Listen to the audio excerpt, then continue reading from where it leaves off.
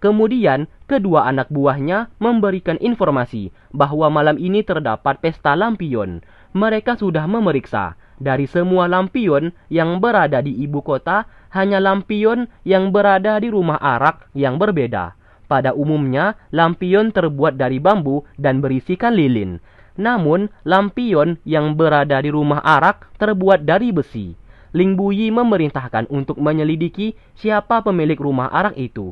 Apabila bisa ketemu, maka mereka bisa mengetahui dalang dibalik penggelapan senjata negara. Karena lampion yang terbuat dari besi, hanya tukang pandai besi yang bisa membuatnya. Tak lama kemudian, Putri Yu Chang hendak masuk. Seketika anak panah hampir mengenainya, yang dilepaskan oleh Ling Buyi, karena berpikir ia adalah penyusup. Di sini, Putri Yu Chang berusaha mendapatkan hatinya, namun Ling Buyi tidak peduli dan mengusirnya dari sana.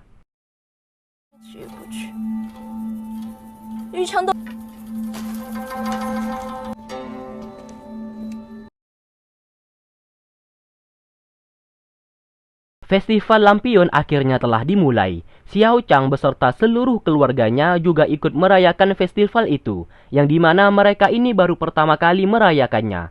Festival tersebut sangat meriah sampai-sampai Xiao Chang tidak mampu berkata apa-apa, akibat saking senangnya.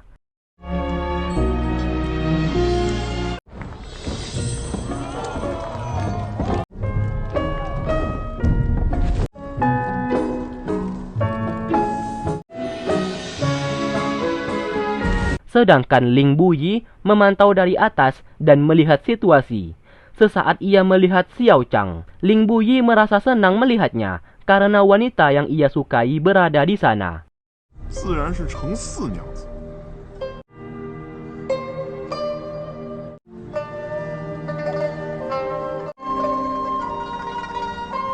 Sedangkan Xiao Chang merasa kesal melihat perlakuan ibunya yang lebih perhatian kepada Yang ketimbang dirinya sendiri.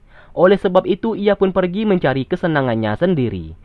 Ia pun mendatangi kerumunan orang-orang yang dimana di sana terdapat pesta teka-teki. Di setiap lampion terdapat tulisan teka-teki, siapapun yang bisa menjawabnya maka akan bisa membawa pulang lampion tersebut. Sesaat ia disenggol oleh seorang wanita keluarga bangsawan yang bernama Zong Jun, sambil menghina Xiao Chang yang dianggap gadis kampung sebab menghalangi jalannya. Zong Jun bersama tunangannya yang bernama Lu Yao. Teka-teki akhirnya dimulai. Satu persatu, warga mencoba menjawab teka-teki di setiap lampion, namun sayang selalu gagal. Lalu tiba-tiba seseorang yang bernama Yuan menjawab setiap teka-teki tersebut dan jawabannya semua benar. Sontak semua orang takjub akan kepintarannya. Sedangkan Zong Jun marah kepada Lu Yao yang tidak memiliki kemampuan untuk menjawab teka-teki tersebut. Lu Yao menjawab, ia pasti kalah melawan Yuan. Karena Yuan adalah kakak seniornya di sekolah akademi dan Yuan yang paling pintar.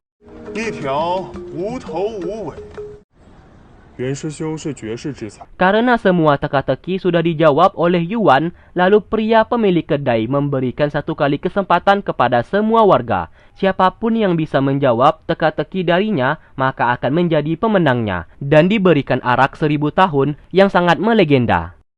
Pertanyaannya yaitu mereka harus bisa mengukur kedalaman sebuah sumur menggunakan sebatang ranting yang ia pegang. Mendengarkan hal tersebut, Xiao Chang segera maju ke depan untuk mencobanya.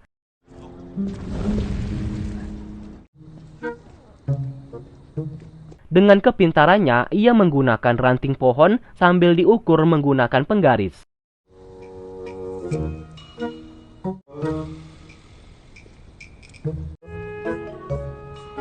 Setelah sekian lama ia berhitung, Xiao Chang lalu menjawab sumur itu memiliki kedalaman sekitar 2,5 kaki orang dewasa. Siapa sangka jawabannya ternyata benar dan ia pun akan diberikan hadiah arak 1000 tahun. Zong Jun yang sedari awal selalu meremehkannya menjadi malu sendiri dan pergi dari sana. Sedangkan Lu Yao terpikat akan kecantikan Xiao Chang. Zong Jun yang keluar bercampur malu tak sengaja bersenggolan dengan seorang pria yang bernama Xiao. Sementara itu, Ling Buyi telah mendapatkan informasi bahwa pemilik lampion teka-teki itu adalah Xiao. Karena setelah diselidiki, lampion itu terbuat dari besi. Ditambah lagi, Xiao adalah anak bangsawan yang tidak kaya, namun dalam sekejap bisa menjadi kaya raya. Bisa dipastikan uangnya berasal dari penjualan senjata negara yang sudah diselundupkan dan dijual ke negara musuh. Sedangkan Xiao sendiri jatuh cinta pada pandangan pertama saat melihat Zongjun. Namun, Zongjun yang sudah bertunangan dengan Lu Yao memilih pergi dari sana. Ling Buyi bersama pasukannya hendak pergi. Lalu sesaat, warga dihebohkan dengan Putri Yu Chang tercebur ke sungai. Karena tidak bisa berenang, ia pun meminta pertolongan. Itu hanyalah akal-akalannya saja supaya menarik perhatian Ling Buyi untuk menolongnya. Xiao Chang yang kebetulan berada di sana dan menyadari sungai itu tidaklah dalam, ia pun langsung menendang seorang pria hingga terjatuh.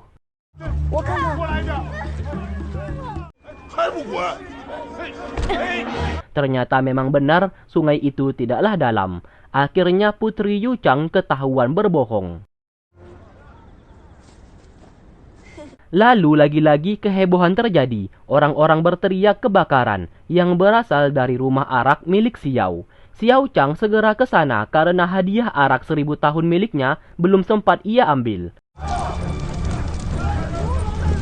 Semua orang mencoba memadamkan api, sampai-sampai Xiao Chang ditabrak hingga terjatuh. Reruntuhan api itu hampir mengenainya. Dengan cepat Ling Buyi datang menyelamatkannya.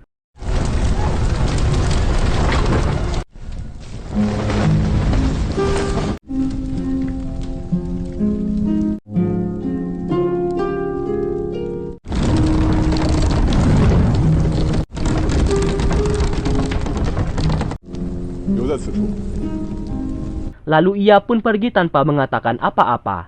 Xiao Chang yang melihatnya tentu saja tidak asing karena seperti pernah melihat wajahnya.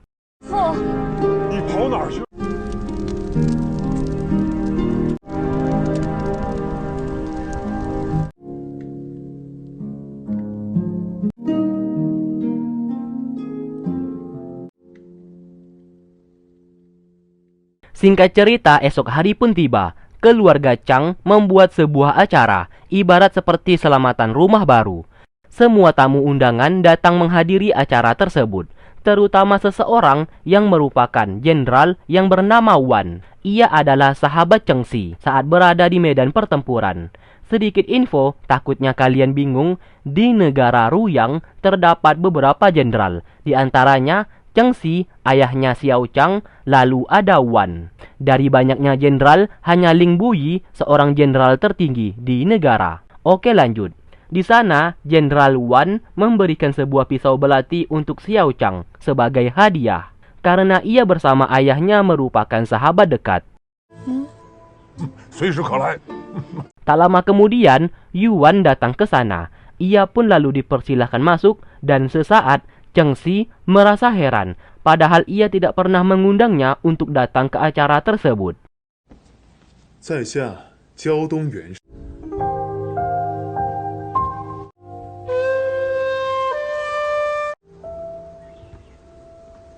Setelah itu, Yuan langsung menemui Xiao Chang yang sedang duduk di ayunan. Itulah alasan ia datang ke sana karena jatuh cinta pada pandangan pertama saat melihatnya. Xiao Chang seketika jijik melihat sikapnya. Kenal juga enggak, tiba-tiba datang dan langsung menyatakan cinta kepadanya. Alhasil, Xiao Chang segera pergi untuk menghindar. Sementara di tempat lain, Ling Buyi menangkap salah satu pemilik rumah arak yang terbakar itu. Pria di sana mengaku rumah arak tersebut bukan miliknya, melainkan milik seseorang yang bernama Xiao. Alhasil ia pun dibawa untuk diinterogasi. Di sini, Ling Buyi sadar bahwa Xiao telah mengetahui dirinya sedang dicurigai. Maka dari itu, rumah arak miliknya dibakar olehnya sendiri untuk menghilangkan jejak dan barang bukti. Lalu sesaat, perhatiannya teralihkan oleh Xiao Cheng yang kebetulan lewat di sana, sedang bersama Yang Yang. Ling Buyi melihat ke arah wanita yang ia sukai tanpa berkedip sama sekali. Saat kembali ke rumah, ia dihampiri oleh Chun Yu, ibu tirinya. Di sana Ling Buyi tidak menganggap ia sebagai ibu tiri dan memanggil dengan sebutan bibi. Chun Yu lalu memberikan undangan kepadanya, yang dimana undangan itu milik Putri Yu Chang yang akan berulang tahun. Chun Yu berharap Ling Buyi menerima perjodohannya agar menikah dengan Putri Yu Chang. Tentu saja Ling Buyi menolak undangan tersebut dan ia tidak akan mau menikahinya. Baru saja Chun Yu ingin menjawab omongannya itu, pasukan di sana langsung mengepung. Alhasil Chun Yu langsung ketakutan dan segera pergi.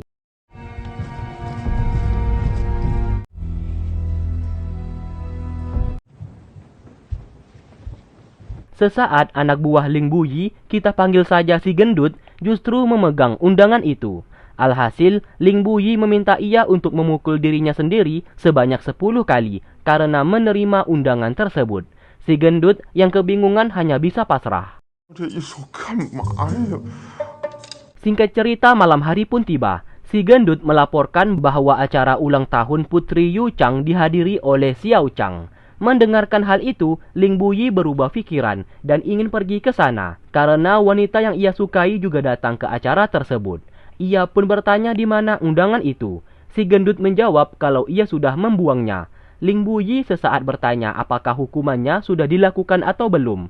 Si gendut menjawab ia sudah menghukum dirinya sendiri. Alhasil ia pun diberikan hukuman 10 kali cambukan lagi karena sudah membuang undangan itu. Si gendut semakin tambah gila karena ia dihukum tanpa mengetahui kesalahannya. Ling Buyi berkata apabila ia berhasil menemukan surat undangan itu, maka ia dibebaskan hukuman. Dengan cepat si gendut pergi mencari. Singkatnya, esok hari pun tiba. Xiao Chang pergi ke acara ulang tahun Putri Yu Chang bersama dengan ibunya dan sepupu-sepupunya. Lalu tak lama kemudian datang seorang wanita berbaju merah dengan gaya selengean. Ia bernama Kiki, anaknya Jenderal Wan, sahabat ayahnya Xiao Chang. Kiki hanya gayanya saja yang selengean, namun hatinya baik. Ia pun memberikan tusuk rambut kepada Xiao Chang beserta Yang supaya penampilan mereka terlihat cantik. Karena ayah mereka bersahabat, Kiki juga mau bersahabat dengan mereka. Di dalam, pelayan mengabarkan kepada Putri Yu Chang kalau Xiao Chang telah datang, yang dimana mereka sudah mengetahui wanita yang disukai oleh Ling Buyi adalah Xiao Chang. Timbullah niat jahat mereka kepada Xiao Chang.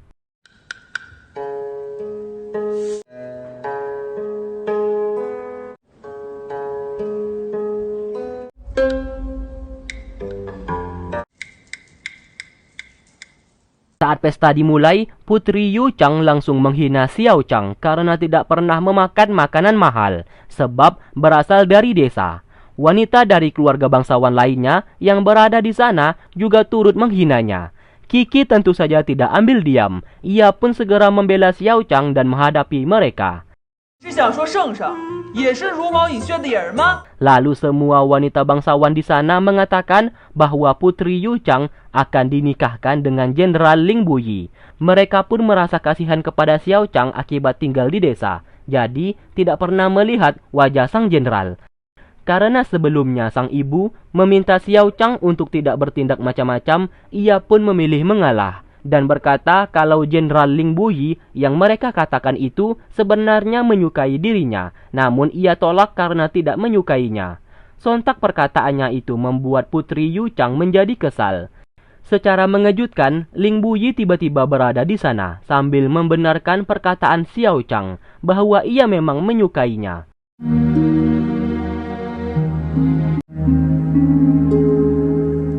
Xiao Chang yang awalnya hanya main asal bicara saja, jelas ketakutan saat bertemu dengannya. Sesaat ia teringat Ling Buyi adalah orang yang menyelamatkannya kemarin malam. Karena malu dan merasa bersalah, ia pun pura-pura sakit perut dan meminta Kiki untuk mengantarnya keluar. Setelah itu Putri Yu Chang menghampiri dan kegeeran sebab mengira Ling Buyi datang untuk menemuinya. Ling Buyi berkata alasan ia datang karena Xiao Chang juga datang. Apabila wanita yang ia sukai telah pergi, maka tidak ada alasan untuk ia tetap berada di sana. ia pun langsung pergi dari pesta tersebut. Sementara Xiao Chang ketakutan. Awalnya ia hanya berpura-pura mengatakan kalau Jenderal Ling Buyi menyukainya. Namun ia tidak tahu ternyata Ling Buyi memang benar-benar menyukainya. Bukannya senang, saat ini justru ia ketakutan.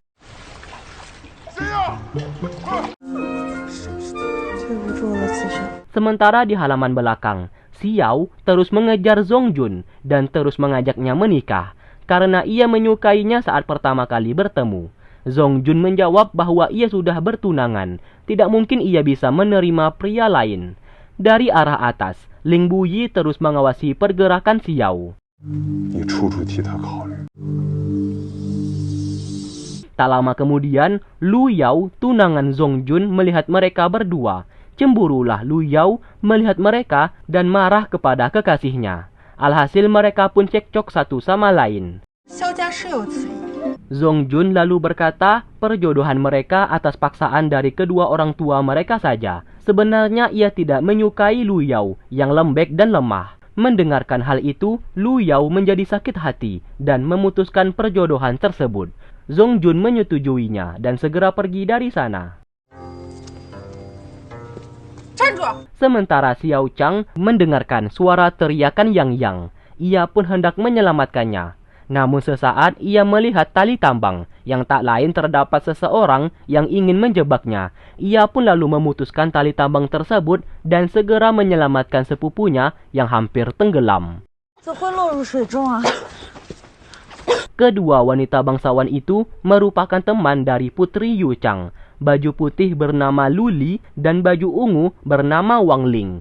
Setelah itu Xiao Chang terlibat perkelahian sebab ia membela sepupunya yang sudah dijebak oleh mereka. Ia pun mencubit dan menggigit tubuh Wang Ling. Lalu setelah itu ia dengan sengaja memukul wajahnya sendiri.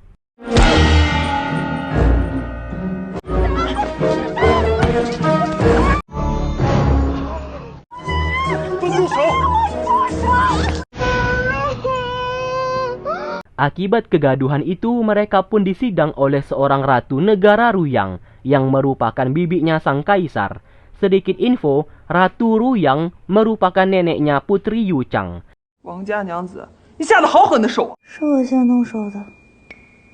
Di sana, wajah Xiao Chang babak belur dan ia sengaja melakukan itu agar terlihat ia yang telah dihajar. Ia menjawab perkelahian itu terjadi karena Wang Ling bersama Lu Li mencelakai sepupunya dan apa yang dilakukannya sebagai bentuk perlindungan diri. Ratu Ruyang tidak mempercayai perkataannya dan malah balik menuduhnya membuat onar. Tak lama kemudian, Jenderal Ling Buyi datang ke sana. Seketika semua orang di sana langsung terdiam.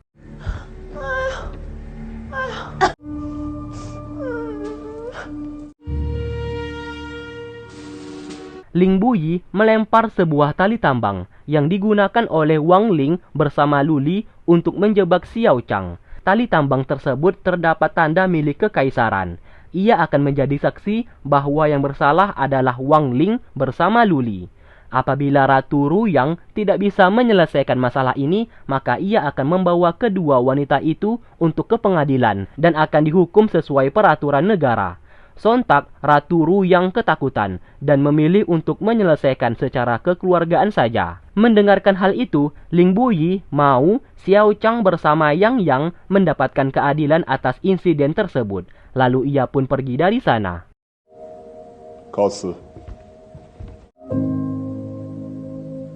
Singkat cerita, malam hari pun tiba. Xiao Chang hendak dihukum oleh ibunya akibat membuat onar. Sang ayah mencoba membela anaknya ini. Apa yang dilakukan oleh Xiao Chang tadi siang hanya untuk membela Yang Yang. Dengan cepat, sang ayah menyuruh Xiao Chang pergi dari sana, sedangkan ia akan menenangkan ibunya. Lalu, Xiao Chang hendak pergi ke rumah Kiki dan menginap di sana, sebab ia merasa kesal akibat dimarahi oleh ibunya, yang jelas-jelas ia tidak bersalah. Sementara itu, di rumah Kiki, kedatangan Jenderal Ling Buyi. Di sana, ia meminta Jenderal Wan untuk menyerahkan peta negara Su, yang merupakan negara musuh mereka. Namun Jenderal Wan berbohong dan menjawab kalau ia tidak memiliki peta tersebut. Ling Buyi kembali mengatakan ia sedang menyelidiki kasus penggelapan senjata negara. Satu-satunya negara musuh yang dicurigai yang membeli senjata itu adalah negara Shu.